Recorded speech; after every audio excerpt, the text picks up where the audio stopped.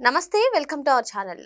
ఆంధ్రప్రదేశ్ ముఖ్యమంత్రి నారా చంద్రబాబు నాయుడు గారి సొంత నియోజకవర్గంలో మహిళపై జరిగినటువంటి దాడి గురించి ఈ వైసీపీ పెద్ద ఎత్తున ప్రచారం చేస్తుంది. మరి ఈ ఘటన గురించే వైసీపీ కీలక నేతలందరూ కూడా తీవ్ర విమర్శలు చేయడం జరుగుతున్నాయి. అందులో భాగంగానే రోజా కూడా ప్రభుత్వాన్ని, చంద్రబాబు నాయుడు గారిని తీవ్రంగా విమర్శిస్తున్నారు. మరి ఈ సంఘటనని ఏ విధంగా చూడాలి, వీళ్ళందరి విమర్శలను ఏ విధంగా చూడాలి తెలుసుకునే ప్రయత్నం చేద్దాం. దీన్ని విశ్లేషించడానికి మనతో పాటుగా ఉన్నారు పొలిటికల్ అనలిస్ట్ దాసరి విజ్ఞాన్ గారు. నమస్తే సార్. కుప్పంలో మహిళపై దాడి జరిగింది. ఆ దాడి జరిగిన వెంటనే చంద్రబాబు నాయుడు గారు కూడా దీనిపైన యాక్షన్ తీసుకోవాలి అని చెప్పి ఆదేశాలు ఇవ్వడం జరిగింది. ఇదిలా ఉంటే ఈ సంఘటనను ఆధారంగా చేసుకుని వైసీపీ చేస్తున్నటువంటి విమర్శలను ఏ విధంగా చూడాలి? ఈరోజు రోజా గారు కూడా బయటకు వచ్చి అసలు ఇది ప్రజాస్వామ్యమా, రెడ్ బుక్ రాజ్యాంగమా, అసలు కూటమి ప్రభుత్వం అధికారంలోకి వచ్చినప్పటి నుంచి మహిళలకు రక్షణే లేదు, రోజుకో అఘాయిత్యం జరుగుతుంది, చంద్రబాబు నాయుడు గారు అధికారంలోకి రాగానే మహిళల జోలికి ఎవరినైనా వస్తే తాట తీస్తామని చెప్పి ప్రగల్భాలు పలికారు, కానీ చేసేది ఏం లేదు అంటూ విమర్శలు చేస్తున్నారు. వీటన్నిటిని కూడా ఏ విధంగా చూడాలంటారు? కుప్పంలో జరిగినటువంటి ఇన్సిడెంట్ ఇది. ఫస్ట్ ఇన్సిడెంట్ గురించి మాట్లాడుకుందాం. తిమ్మరాయప్ప అనే ఒక ఆయన మునికన్నప్ప దగ్గర 80,000 అప్పు చేశాడు. ఈయన రోజు వచ్చి నా అప్పు తీర్చు అని అడిగితే, మేబీ ఆయన ఎంతమంది దగ్గర అప్పులు చేశారో మనకు తెలియదు. ఏం చేశాడు, భార్యని పిల్లోడిని వదిలేసి ఊరు వదిలిపెట్టి వెళ్ళిపోయాడు అప్పులు కట్టలేక. అంటే ఒక ఇర్రెస్పాన్సిబుల్ పర్సన్ కట్టుకున్న భార్యని, కన్న పిల్లల్ని వదిలేసి ఊర్లో అప్పులన్నీ చేసి ఊరు వదిలి వెళ్ళిపోయాడు, జల్సరాయుడు. డన్. ఇప్పుడు ఈ మునికన్నప్ప ఏం చేశాడు, ఒకసారి ఇతని భార్య శిరీష పిల్లోడి టీసీ కోసం అక్కడికి వచ్చింది. వీళ్ళేదా పక్క గ్రామం, ఏదో మహా అయితే పుట్టింట్లోనో అక్కడిక్కడ ఉంటుంది. పిల్లోడిని ఇక్కడ చదివి ఇచ్చారు కాబట్టి టీసీ కోసం, అంటే ఇక్కడ నుంచి స్కూల్ మార్చాలి, ఇక్కడ ఉండలేం మేము, వేరే పనేం లేదు నాకు, నేను కూలి పనులు చేసుకుంటాను బెంగళూరులో. వీళ్ళు అక్కడ నుంచి అటు వెళ్తున్నారు, బెంగళూరులో కూలి పని చేసుకుంటూ పిల్లోడిని చదివించుకుంటాను నా పుట్టింట్లో పెట్టి. ఆవిడ ప్లానింగ్స్ ఆవిడకున్నాయి. సో టీసీ కోసం ఊరికి రాగానే వాళ్ళ భార్య వచ్చిందంట, రండి అని చెప్పేసి మునికన్నప్ప, వాళ్ళ ఆవిడ, వాళ్ళ అత్త, వాళ్ళ కోడలు అందరు కలిసి వచ్చి ఈవిని పట్టుకొని ఆ పిల్లోడినేమో ఒక రాయి మీద కూర్చోపెట్టి, వాడేమో స్కూల్ బ్యాగ్ పట్టుకొని అలా కూర్చొని ఏడుస్తూ ఉన్నాడు. ఈవిని చెట్టుకు కట్టేసి వీడియో కాల్ చేయని మొగుడికి వీడియో కాల్ చేసి చూపించాను. ఆవిడ అలా ఫోన్ అలా పట్టుకున్న దృశ్యాన్ని మనం చూస్తున్నాం ఇప్పుడు.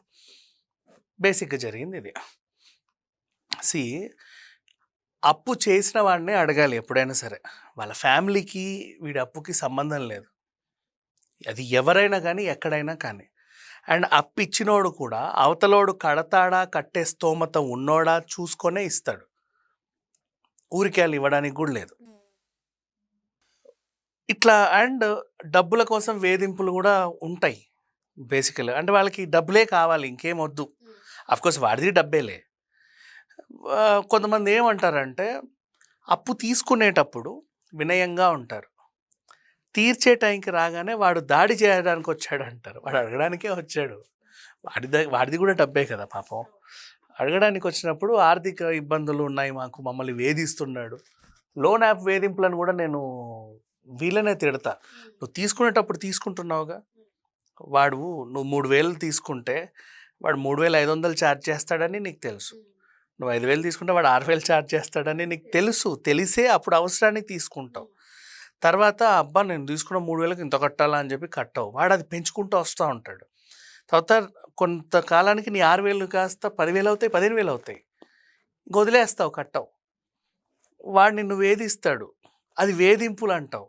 నేను ఆత్మహత్య చేసుకుంటాడు, చనిపోయిన వాళ్ళు కూడా చూసాను చాలామందిని.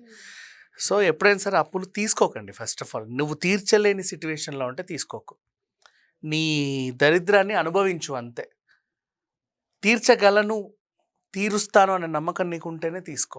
ఆ బాధ్యత కూడా మనిషికి ఉండాలి.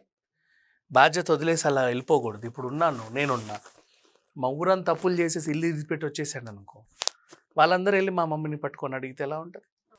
ఇప్పుడు అతన్ని వదిలేసి ప్రభుత్వాన్ని అటాక్ చేయడం, ప్రభుత్వం పైన ఇక్కడ దాకా వస్తా.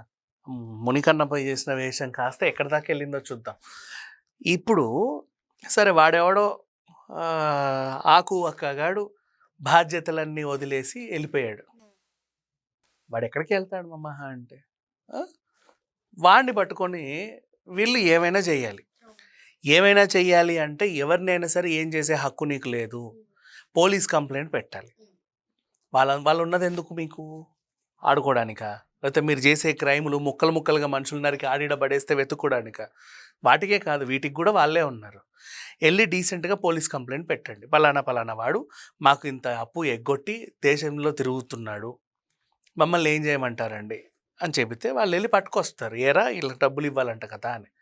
చీటింగ్ కేసు నమోదు చేస్తారు. వాడిని కావాలంటే రిమాండ్కి తరలిస్తాడు.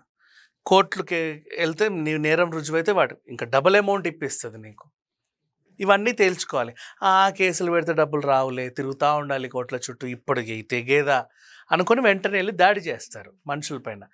నీకు హక్కు లేదు, నువ్వు అలా దాడి చేయాలంటే అప్పులు ఇవ్వడం మానేసేయండి. ఇచ్చిన తర్వాత దాడులు చేయొద్దు మనుషులపైన, తీసుకునేవాడు కూడా బాధ్యతగా ఉండాలి. రెండూ ఉంటాయి. ఇప్పుడు ఈ మహిళను కట్టేశారు. ఈ ఇన్సిడెంట్ కుప్పంలో జరిగింది. ఓకేనా? కుప్పంలో జరిగినందుకు ఆ కుప్పం నియోజకవర్గం నుంచి ఒక ఎమ్మెల్యేగా గెలిచిన ఆయన ముఖ్యమంత్రి అయిపోయాడు.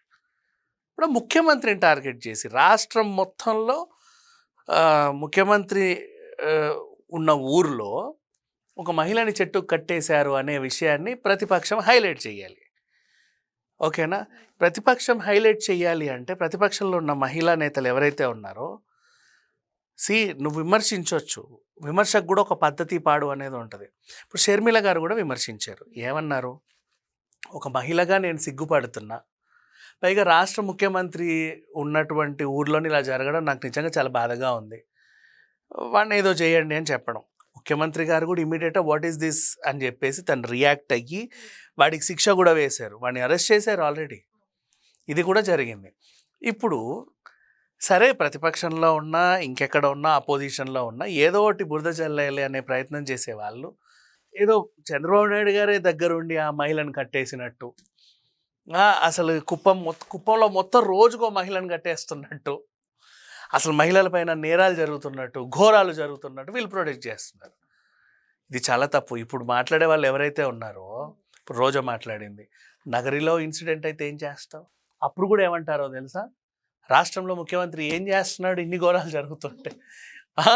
నేనుండగా నా ఊర్లోనే ఇలా జరిగింది, భయం లేకుండా అంటే అట్లుంది, ఈ రాష్ట్రం మొత్తం నాశనం అయిపోయింది, ఈ ముఖ్యమంత్రిని దించండి. అప్పుడు కూడా అలాగే అంటారు. అక్కడ జరిగినా అంతే, ఇంకో చోట జరిగినా అంతే, ఇంకెక్కడ జరిగినా అంతే. నీకు అర్థమైందా? అది కుప్పలో జరిగింది అంతే, అంతమించి ఇంకేం లేదు. ఎక్కడ జరిగినా సరే వాళ్ళు అలాగే టార్గెట్ చేస్తారు. ఎందుకంటే వాళ్ళకి కావాల్సి ముడి సరుకు కావాలి నేను టార్గెట్ చేయడానికి. నా మెయిన్ రీజన్ నేను టార్గెట్ చేయడం. నేను టార్గెట్ చేయాలంటే నాకు రా మెటీరియల్ కావాలి. ఆ రా మెటీరియల్ వెతుక్కునే పనిలో రోజు న్యూస్లు చూసుకుంటూ, నిన్నగాక మొన్న కూడా ఇప్పుడు వీళ్ళకి తెలియని ఇంకో ఇన్సిడెంట్ చెప్పనా నేను? 3-4 days బ్యాక్ అనుకుంటా, కుప్పం నుంచి వచ్చిన మహిళలు, ఒక 6 మహిళలు దొంగతనాలు చేసుకుంటూ తిరిగారు. మహిళలు దొంగతనాలు చేసుకుంటూ తిరిగారు. అక్కడ నుంచి వచ్చారట వాళ్ళు, అరెస్ట్ చేశారులే వాళ్ళని, ఆల్మోస్ట్ అరెస్ట్ చేసి జైలుకి పంపారు. నేరాలు ఎక్కడైనా జరుగుతూ ఉంటాయమ్మా. అప్పిచ్చిన వాళ్ళ దాడులు కావచ్చు, ఆత్మహత్యలు కావచ్చు, పరువు హత్యలు కావచ్చు, లేకపోతే అక్రమ సంబంధాలు పెట్టుకొని బండరాయితో తలకు కొట్టడం, ముక్కలు పాటలేయడం, ప్రతి జిల్లాలోనూ రోజుకో క్రైమ్ జరుగుతూనే ఉంటుంది. ఎక్కడ క్రైమ్ జరిగినా రాష్ట్ర ముఖ్యమంత్రికే లింక్ పెట్టి మాట్లాడకూడదు, అది చాలా తప్పు. ఇక్కడ ఇంకొకటండి, ఇప్పుడు కుప్పంలో మహిళ పైన భౌతిక దాడి జరిగింది, ఓకే, రోజా గారు ఖండించారు, విమర్శలు చేశారు. మరి అమరావతి మహిళల పైన అన్నప్పుడు ఎందుకు ఖండించలేదు? అంటే అది భౌతిక దాడి కన్నా ఎక్కువ కదా అలాంటి అనుచిత వ్యాఖ్యలు చేయడం. మరి దాన్ని ఎందుకు సమర్థించారు, దీన్ని ఎందుకు ఖండిస్తున్నారు, ఏమంటారు? ఇప్పుడు మనం ఇంకో యాంగిల్ వెళ్దాం, కావాలని చెప్తున్నా.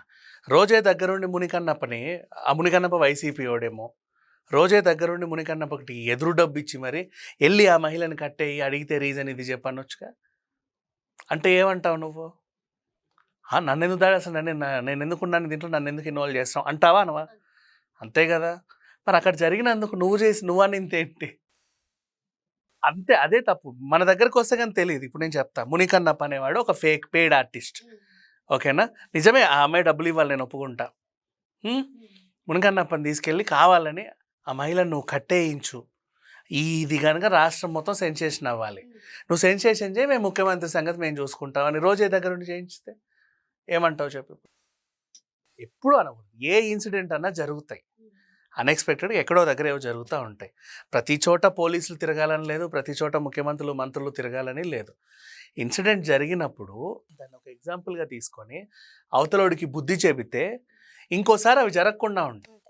ఇప్పుడు ఆ మునికన్నప్పని నువ్వు కఠినంగా శిక్షిస్తే ఇంకెవడైనా ఇంకో మహిళని అసలు వాడి భార్యని ముట్టుకునే హక్కు నీకు ఎక్కడిది? ఫస్ట్ ఆఫ్ ఆల్ అది లైంగిక దాడి కిందికి కూడా వస్తుంది.